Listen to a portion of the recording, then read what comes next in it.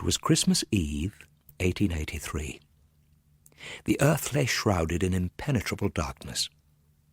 I was returning home from the house of a friend who has since died, where we had all been sitting up late attending a séance. For some reason, the streets through which I was passing were unlit, and I had almost to grope my way along. I was living in Moscow, near the church of St. Mary and the Tombstones, in a house belonging to the civil servant Kadavrov. In other words, in one of the remotest parts of the Arbat district. My thoughts as I walked along were gloomy and depressing. "The end of your life is at hand. Repent." Such had been the words addressed to me at the séance by Spinoza, whose spirit we had succeeded in calling up. I asked for confirmation, and the sorcerer not only repeated the words, but added, "This very night." I'm not a believer in spiritualism, but the thought of death, or even the merest allusion to it, is enough to plunge me into despondency. Death is inevitable, my friends. It is commonplace. But nevertheless, the thought of death is repugnant to human nature. Now, as cold, unfathomable darkness hemmed me in, and raindrops whirled madly before my eyes, as the wind groaned plaintively above my head, and I could neither see a single living soul nor hear a single human sound around me, my heart filled with a vague, inexplicable dread. I, a man free from all superstition, hurried through the streets, afraid to look around or glance to either side. I felt sure that if I did look around, I would see an apparition of death close behind me. This feeling of dread, which despite its vagueness you will all recognize, did not leave me even when I climbed to the third floor of Kadavrov's house, unlocked the door, and entered my room. It was dark in my humble abode. The wind was moaning in the stove and tapping on the damper, almost as though it were begging to be let into the warm. If Spinoza was telling the truth, I reflected with a smile, then I am to die this night, to the accompaniment of these moans. What a gruesome thought! I lit a match. A violent gust of wind raced across the roof. The quiet moaning turned to a ferocious roar. Somewhere down below, a half-loose shutter started banging, and the damper began whining plaintively for help. The moment was to prove inopportune, however, for reflections of that kind. When the sulphur of my match flared up with a blue flame and I looked round the room, an unexpected, a terrifying spectacle met my eyes. Oh, why didn't that gust of wind blow out my match? Then perhaps I should have seen nothing and my hair would not have stood on end. I gave a wild cry, took a step backwards towards the door, and filled with terror, amazement, and despair, closed my eyes. In the centre of the room stood a coffin. The blue flame did not last long, but I had time to make out the coffin's main features. I saw its richly shimmering pink brocade. I saw the gold-embroidered cross on its lid. There are certain things, my friends, which imprint themselves on one's memory, even when one has glimpsed them but for a single moment. So it was with that coffin. I saw it but for a second, yet I recall it in the most minute detail. It was a coffin made for a person of medium height, and judging by the pink colour, for a young girl. The expensive silk brocade, the feet, the bronze handles, all these suggested that the deceased came from a wealthy family. I rushed headlong from my room, not stopping to think or consider, but experiencing only unutterable fear, and flew downstairs. The staircase and corridors were in darkness. I kept tripping over my coat-tails, and how I avoided tumbling head over heels down the stairs and breaking my neck I shall never know. Finding myself in the street, I leant up against a wet lamp-post and tried to recover my composure. My heart was thumping horribly, and I had a tight feeling across the chest. I would not have been so taken aback if I had discovered in my room a fire, a thief, or a mad dog. I would not have been so taken aback if the ceiling had come down, the floor had collapsed, or the walls had caved in. All that is natural and comprehensible. But how could a coffin have turned up in my room? Where had it come from? How had an expensive coffin, evidently made for a young girl of noble birth, found its way into the miserable room of a minor civil servant? Was the coffin empty, or was it occupied? And who was she, this rich young aristocrat who had quitted life so prematurely and paid me this dread, disturbing visit? It was a tantalizing mystery. If it's not a case of the supernatural, the thought flashed through my mind, then there's foul play involved. I became lost in conjecture. My door had been locked while I was out, and only my very close friends knew where I kept the key. But the coffin certainly hadn't been left by friends. Then it was also conceivable that the undertakers might have delivered the coffin to me in error. They might have muddled up the names, mistaken the floor number or the door, and then taken the coffin to the wrong place. But who ever heard of Moscow undertakers leaving a room without being paid, or at least waiting for a tip? The spirits foretold my death, I thought. Perhaps they've already set about providing me with a coffin, too. I'm not a believer in spiritualism, my friends, nor was I then. But such a coincidence is enough to plunge even a philosopher into a mood of mysticism. But all this is absurd, I decided, and I'm being as cowardly as a schoolboy. It was an optical illusion, no more than that. On my way home, I was in such a gloomy state of mind that it's hardly surprising my overwrought nerves thought they saw a coffin. Of course, an optical illusion. What else could it be? The rain was lashing my face, and the wind kept tugging angrily at my hat and coat-tails. I was wet through and chilled to the bone. I would have to find shelter, but where? To go back home would mean running the risk of seeing the coffin again, and that was a spectacle beyond my powers of endurance.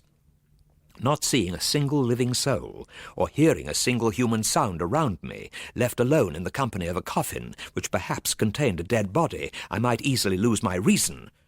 But to remain on the street in the cold and pouring rain was equally impossible. I decided to go and spend the night with my friend Lugubrovich, who, as you know, was later to shoot himself. He lived in a block of furnished rooms belonging to the merchant Skeletov, the ones on the corner of Dead Man's Passage. I did not find my friend at home. After knocking on his door and deciding he must be out, I felt for his key on the lintel, unlocked the door and went in. I flung my wet coat on the floor and, feeling my way to the sofa, sat down to recuperate. It was very dark. The wind droned mournfully in the ventilator. Behind the stove a cricket chirped over and over again its monotonous song. The Kremlin bells had begun to ring for Christmas morning communion. Hastily I struck a match. But its light did not dispel my gloomy mood. On the contrary, a dreadful, unutterable terror seized me again. I cried out, staggered backwards, and rushed blindly from the apartment. In my friend's room I had seen the same as in my own. A coffin. My friend's coffin was almost twice as large as mine, and its sub-fusk upholstery gave it a peculiarly gloomy appearance. How had it got there? That it was an optical illusion now seemed quite certain. There couldn't be a coffin in every room. I was obviously suffering from a nervous disorder, from hallucinations. Wherever I now went, I would see before me the dreadful dwelling place of death. In other words, I was going mad. I was suffering from a kind of coffinomania, and the cause of my derangement was not hard to find. I had only to recall the spiritualist séance and the words of Spinoza. I'm going mad, I thought to myself with terror clutching my head. Oh, my God, what am I to do? My head was splitting and my knees shaking. The rain was pouring down in buckets. The wind was piercing right through me, and I had neither coat nor hat. To go back to the apartment for them was impossible, beyond my powers of endurance. Fear gripped me firmly in her cold embrace. My hair was standing on end, and cold perspiration streamed down my face, even though I believed that the coffin was an hallucination. What was I to do? I was going mad, and in danger of catching a violent cold. Fortunately, I remembered that not far from Dead Man's Passage lived my good friend Kryptin, a recently qualified doctor, who had also been at the séance with me that night. I hurried round to his place. This was before he married his merchant heiress, and he was still living on the 4th floor of a house belonging to the state councillor Nekropolsky. At Kryptin's, my nerves were fated to undergo yet another ordeal. As I was climbing to the 4th floor, I heard above me a terrible din of running footsteps and slamming doors. "Help!" I heard a soul-piercing cry. "Help! Porter!" And a moment later a dark figure in coat and battered top hat came hurtling down the stairs towards me. "Kryptin!" I exclaimed, recognizing my friend. "Is that you, Kryptin? Whatever's wrong?" Kryptin pulled up short and clutched my hand convulsively. He was pale, breathing heavily and trembling. His eyes were rolling wildly, and his chest was heaving. "Is that you, Spektrov?" he asked in a sepulchral voice. "Is that really you? You're as white as a ghost. Are you quite sure you're not an hallucination? Oh, my God, you scare me stiff." "But what about you? You look ghastly," I replied. "Oh, let me get my breath back, old chap. It's wonderful to see you. If it really is you and not an optical illusion. That damned séance. Would you believe it? My nerves were so overwrought that when I got back to my room just now, I thought I saw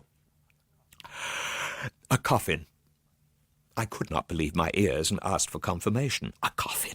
A coffin? A real coffin," said the doctor, sitting down exhausted on one of the stairs. "I'm no coward, but the devil himself would get a fright if he came home after a séance and bumped into a coffin in the dark."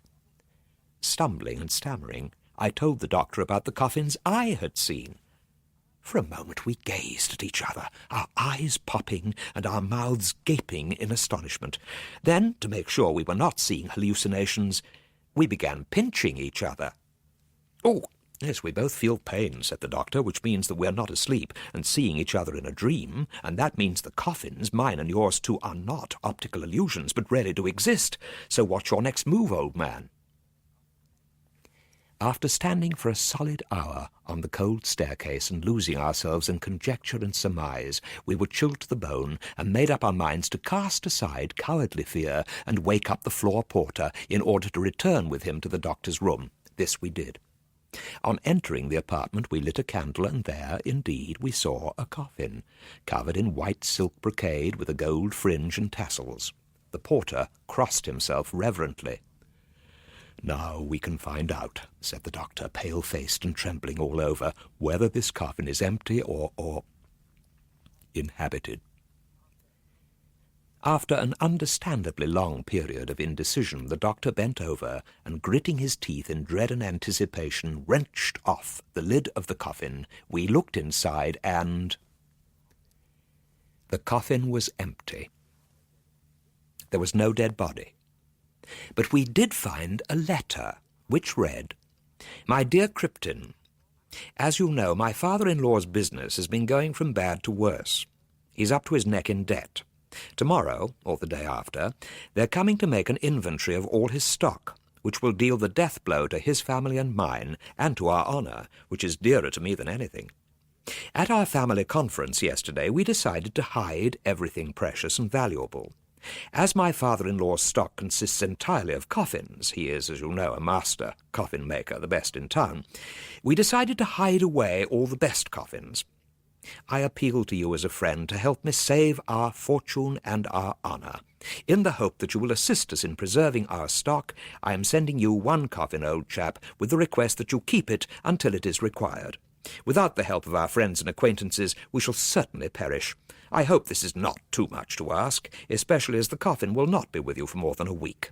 I have sent a coffin to all those I consider our true friends, and am relying on their nobility and generosity. Affectionately yours, Ivan, next of kin."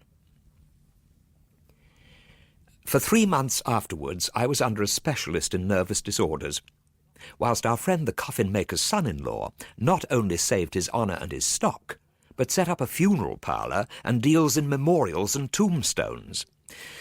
His business is none too healthy, and now, when I come home each evening, I'm always afraid I'm going to see a white marble memorial or a catafalque by my bedside.